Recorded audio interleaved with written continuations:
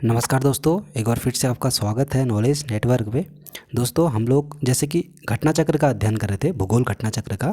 और जिसमें हम लोग ने पिछले वीडियो में मिट्टियों वाला टॉपिक देखा था, और जिसमें हम लोगों ने काली मिट्टी, लैटेराइट मिट्टी और कुछ अन्य मिट्टियाँ पढ़ा था, मिट्टियों को देखा था।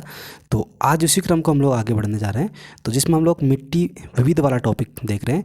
इसमें हम लोग कुछ अन्य महत्वपूर्ण फैक्ट्स हैं या फिर अन्य महत्वपूर्ण बिंदु हैं जो कि मिट्टी से संबंधित हैं, तो उसके बारे में हम लोग देखते हैं। तो चलिए शुरू करते हैं।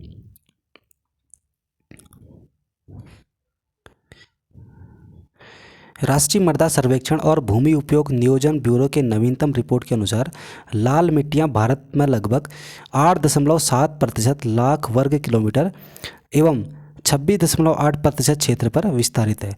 लाल मिट्टी का निर्माण जलवायुविक परिवर्तनों के परिणाम स्वरूप रवेदार एवं कायांतरिक सेलों के विघटन एवं नियोजन से होता है। इस मिट्टी में सिलिका एवं आयरन की बहुलता होती है। दोस्तों, लाल मिट्टी में सिलिका और आयरन की बहुलता होती है। इस मिट्टी का लाल रंग फेरिक ऑक्साइड की उपस्थिति के कारण होता है। जो लाल मिट्टी होती है उसका लाल रंग फेरिक ऑक्साइड की उपस्थिति के कारण होता है। लेकिन जलयोजित रूप से यह पीली दिखाई देती है।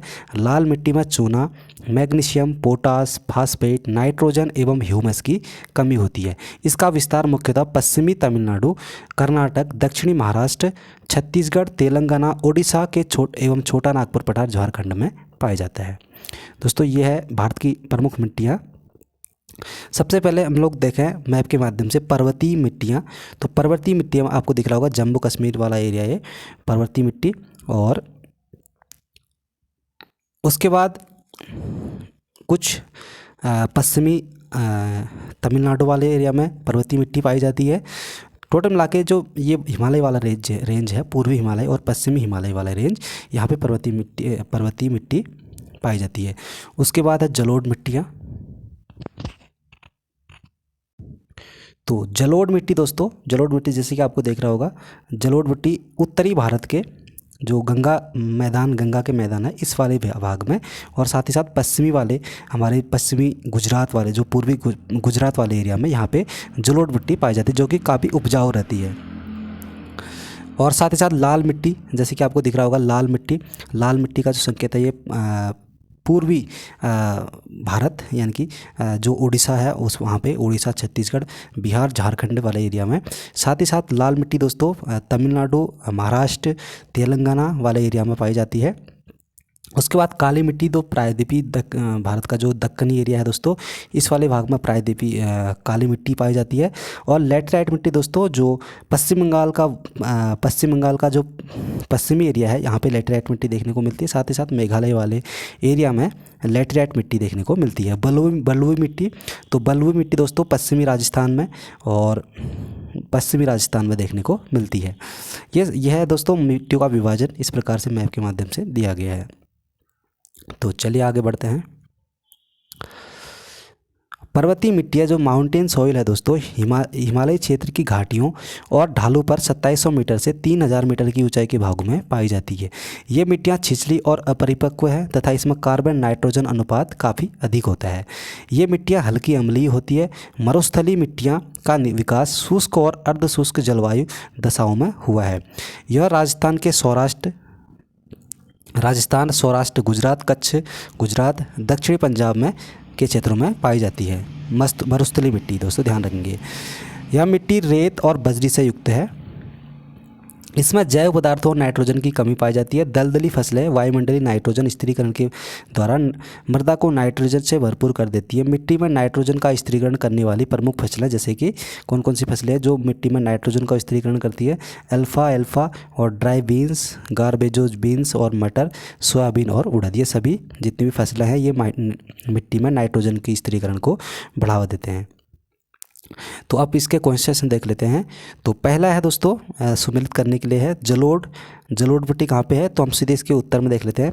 तो जलोढ़ मिट्टी उत्तर प्रदेश में पाई जाती है, और काली मिट्टी महाराष्ट्र में, लाल मिट्टी आंध्र प्रदेश में, और मरुस्थलीय मिट्टी राजस्थान में, पश्चिमी राजस्थान जहाँ पे ये पाई जाती है।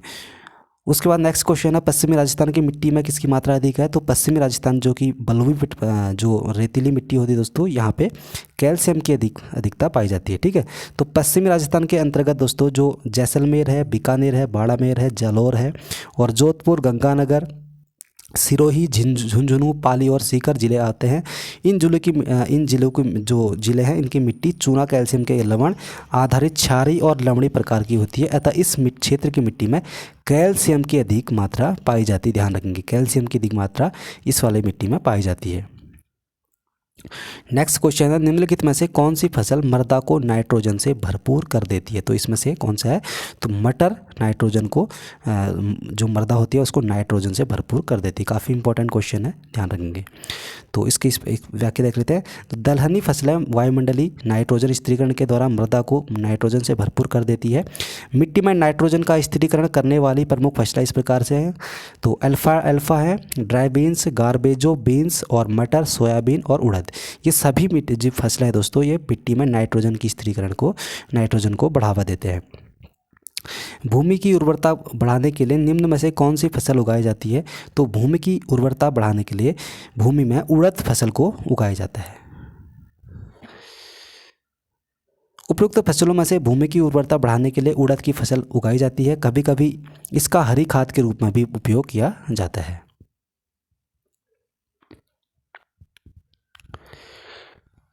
नेक्स्ट क्वेश्चन है, भारत के कुछ भागों में यात्रा करते हुए आप देखेंगे कि कहीं कहीं लाल मिट्टी पाई जाती है।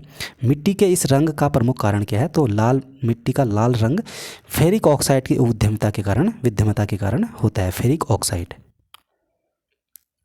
तो लाल मिट्टी का निर्माण जलवायु परिवर्तनों के परिणाम स्वरूप रेवेदार एवं कायांतरित सेलों के विघटन एवं वियोजन से होता है। इस मिट्टी में सिलिका और आयरन की बहुलता होती है।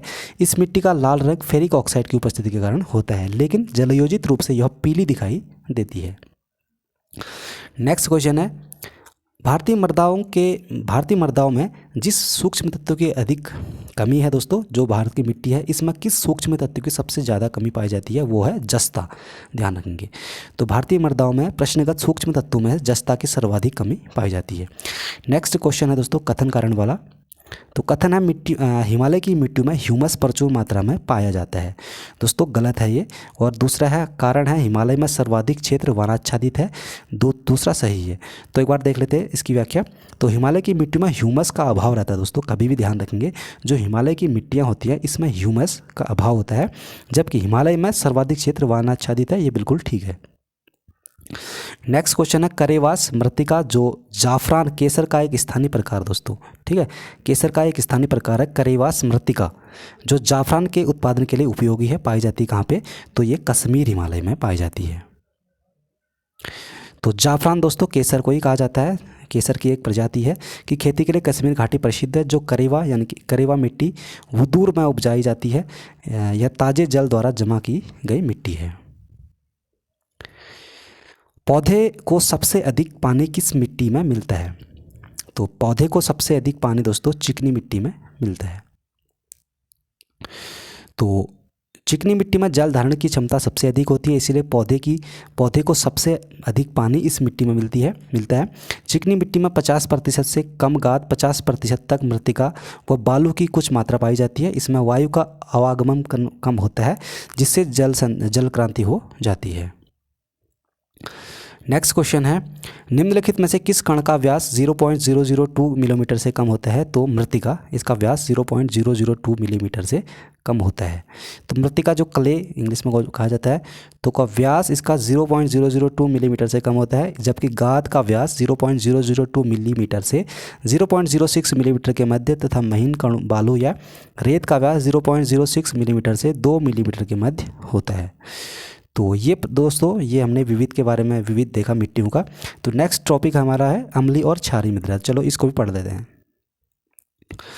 सबसे पहले इसके नोट्स देख लेते हैं, उसी क्रम में हम लोग इसके क्वेश्चंस देखेंगे। चलिए, मिट्टी का पीएच मान कम होना मिट्टी की अम्लीयता तथा पीएच मान अधिक होना मिट्टी की क्षारीयता को प्रदर्शित करता है। ध्यान रखेंगे, काफ़ी इंपॉर्टेंट है। अधिक अम्लीय या अधिक क्षारीय मृदा मिट्टी सामान्य फसल के लिए उपयुक्त नहीं होती दोस्तों, ठीक है। अगर मिट्टी में अम्लीयता अधिक है और या क्षारीयता अधिक है तो ये फसल के लिए उपयुक्त नहीं है। सामान्य फसलें उगाने वाली मिट्टी का पीएच मान कितना होना चाहिए दोस्तों? 6.0 से 6 से 7 के मध्य होना चाहिए।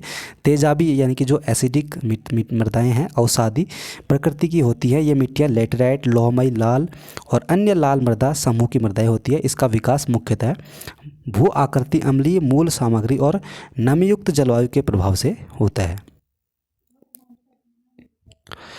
ताप तथा नमी युक्त जलवायु और अत्यधिक वर्षा की स्थिति में मृदाओं की मूल सामग्री में तीव्र अपक्षय होता है और क्षारों की लीचिंग काफ़ी बढ़ जाती है। उच्च तापमान के साथ भारी वर्षा, अत्यधिक लीचिंग से अम्लीय मृदाओं का निर्माण होता है। तेजाबी मिट्टी को कृषि योग्य बनाने के लिए सामान्यतः चूने का प्रयोग किया जाता है। ठीक है, लाइम का प्रयोग किया जाता है दोस्तों। जब मिट्टी में तेजाबी मिट्टी जब ज़्यादा हो जाता है तो उसको कम करने के लिए चूने का प्रयोग मिलाया जाता है। ठीक, भारत में क्षारीय मृदा शुष्क और अर्धशुष्क भागों एवं दलदली क्षेत्रों में पाई जाती है। इस मिट्टी की उपस्थिति शुष्क और अर्धशुष्क भागों में जल तल के ऊंचा होने और जल प्रवाह के दोषपूर्ण होने के कारण होती है। ऐसी स्थिति में कोशिका कर्षण की क्रिया द्वारा सोडियम, कैल्शियम तथा मैग्नीशियम के लवण मृदा की ऊपरी सतह पर निक्षेपित हो जाती हैं। यह मृदा मुख्यतः दक्षिणी पंजाब, दक्षिणी हरियाणा, पश्चिमी राजस्थान आदि क्षेत्रों में पाई जाती है। मिट्टी की क्षारीयता को बदलने और खारेपन को हटाने के लिए जिप्सम कैल्शियम सल्फेट का प्रयोग किया जाता है। इस लाइन को आप ध्यान रखेंगे। जब मिट्टी में क्षारीयता अधिक हो जाएगा, मिट्टी की क्षारीयता को बदलने के लिए और खारेपन को हटाने के लिए जिप्सम का प्रयोग किया जाता है दोस्तों, ध्यान रखेंगे। साथ ही चूने की लीचिंग के लिए कम से कम 1 फीट जल की आवश्यकता होती है। मिट्टियों में जब सोडियम एवं मैग्नीशियम की अधिकता होती है दोस्तों, सोडियम और मैग्नीशियम की जब मिट्टी में अधिकता होती है तो लवणीय मृदा का निर्माण होता है। भारत में सर्वाधिक लवणीय प्रभावी मृदा क्षेत्र गुजरात में है। लवणीय प्रभावी मृदा को लवणीय, क्षारीय एवं तटीय लवणीय में विभाजित किया जाता है। भारत में सर्वाधिक क्षारीय मृदा दोस्तों उत्तर प्रदेश में है, जबकि सर्वाधिक लवणीय मृदा गुजरात में है। मृदा का लवणीय भवन मृदा में एकत्रित सिंचित जल के वाष्पीकृत होने से छूटे नमक और खनिज से उत्पन्न होता है। सिंचित भूमि पर लवणीय भवन होने के कारण मृदाएं अपारगम्य बन जाती है। चलिए इसके क्वेश्चन देख लेते हैं। पहला क्वेश्चन है, निम्नलिखित कथन ऊसर मिट्टी के संबंध में है। तो ऊसर मिट्टी के संबंध में है, तो इसमें से दोस्तों इसका सही उत्तर है 2 और 3।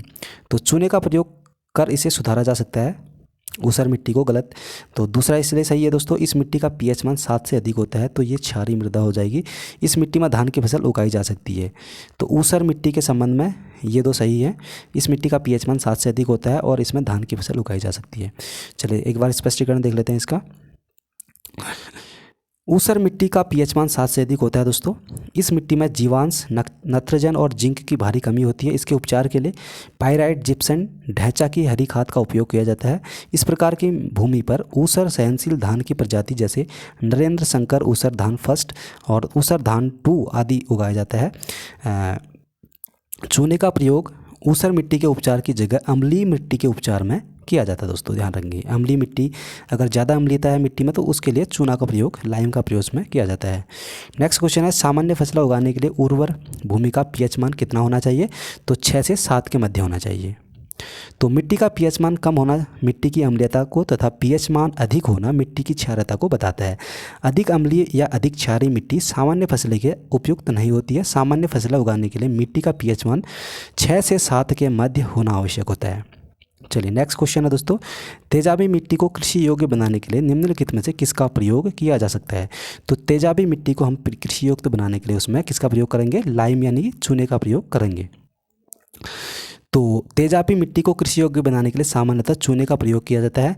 उल्लेखनीय है कि मिट्टी के अधिक अम्लीय, अधिक क्षारीय होने पर यह सामान्य फसलों की कृषि के लिए उपयुक्त नहीं होती है। चलिए नेक्स्ट क्वेश्चन है, मिट्टी में खारेपन और क्षारीयता की समस्या का समाधान है। मिट्टी में खारापन और क्षारीयता की समस्या का समाधान क्या है? तो खेतों में जिप्सम का प्रयोग करेंगे, जिसके कारण मिट्टी में खारेपन और क्षारीयता की समस्या का समाधान हो जाएगा। तो मिट्टी की क्षारीयता को बदलने और उसमें खारेपन को हटाने के लिए दोस्तों जिप्सन यानी कि कैल्शियम सल्फेट, ध्यान रखेंगे कभी कभी कैल्शियम सल्फेट भी एग्जाम में बन सकता है, या जिप्सन, दोनों में से इसका प्रयोग किया जाता है दोस्तों। साथ ही चूने की लीचिंग के लिए कम से कम 1 फीट जल की आवश्यकता रहती है। नेक्स्ट क्वेश्चन है, किसका उपयोग मिट्टी की लवणता एवं क्षारीयता की समस्या का दीर्घकालीन हल है? तो जिप्सन का। भारत में सर्वाधिक क्षारीय क्षेत्र पाया जाता है, कहाँ पे पाया जाता है? तो उत्तर प्रदेश राज्य में। ठीक दोस्तों, प्रश्नकाल के में विकल्प डी सही था। भारत की बंजर भूमि एटलस 2019 के अनुसार 2015-16 में क्षारीयता लवणीयता से प्रभावित राज्यों का क्षेत्र इस प्रकार है। तो ये नवीनतम डाटा है, सबसे पहले गुजरात 763 वर्ग किलोमीटर में, और हरियाणा है 65 में, पंजाब 20 में, और उत्तर प्रदेश है 2129 वर्ग किलोमीटर में। परंतु एटलस में मध्यम और अधिक क्षारीय लवणता प्रभावित क्षेत्रों का उल्लेख है। तो भारत में मरुस्थलीकरण, भूमि वनीकरण एटलस 2016 के अनुसार 2011 से 2013 में लवणीयता से प्रभावित राज्यों में गुजरात सबसे ज़्यादा है, फिर उसके बाद हरियाणा। उत्तर प्रदेश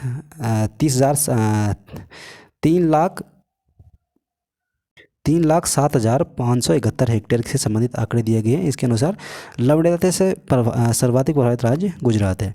तो लवणीयता से सबसे ज़्यादा प्रभावित राज्य गुजरात है दोस्तों, ध्यान रखेंगे। नेक्स्ट क्वेश्चन है, भारत में लवणीय मृदा का सर्वाधिक क्षेत्रफल कहाँ पे है? तो गुजरात में है। लवण प्रभावित मृदाओं का सर्वाधिक क्षेत्रफल वाला राज्य गुजरात ही हो जाएगा।